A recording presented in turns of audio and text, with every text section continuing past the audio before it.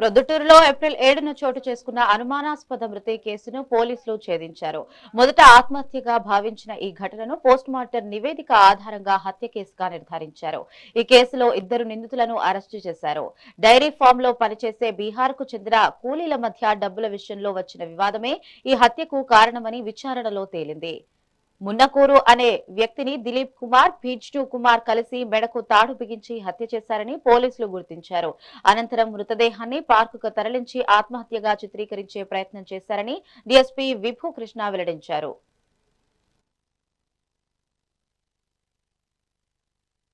స్పాట్కి వెళ్ళాము. అక్కడ ఒక డెడ్ బాడీ మాకు కనిపించింది.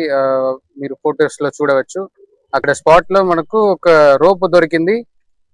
మన డెడ్ బాడీ నెక్ లో లిగేచర్ మార్క్స్ దొరికింది. సో అప్పుడు ఎంక్వైరీ చేసినప్పుడు అతను మున్నా కుమార్, యాక్చువల్లీ బీహార్ నేటివ్ మున్నా కుమార్ ఇక్కడ మొదంపల్లిలో ఒక డైరీలో పనిచేశాడని మనకు తెలిసింది. అప్పుడు మాకు మర్డర్ గా ఉండవచ్చని డౌట్ వచ్చింది. సో మనం అన్ని పోస్ట్ మార్టం ఫోరెన్సిక్స్ అన్ని పంపాము. అప్పుడు రిజల్ట్స్ కూడా మనకు మర్డర్ గానీ అని వచ్చింది.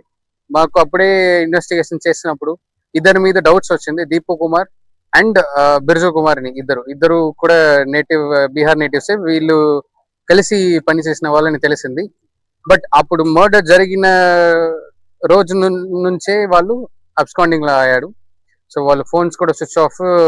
మనం అన్ని అప్పుడు ప్రయత్నం చేసాము, ట్రైన్ లో ఎక్కడైనా వెళ్ళవచ్చా, ఇక్కడ వేరేదైనా లొకేషన్ పక్కన ఉన్న ఏరియాలో ఉంటారా, లేదా బీహార్ దారిలో ఉన్న ట్రైన్స్ లో ఎవరైనా వెళ్ళారా అని అప్పుడే మనం ఎఫర్ట్ పెట్టాము.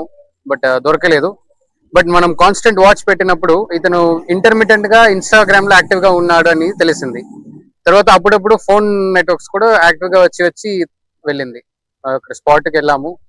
అక్కడ ఒక డెడ్ బాడీ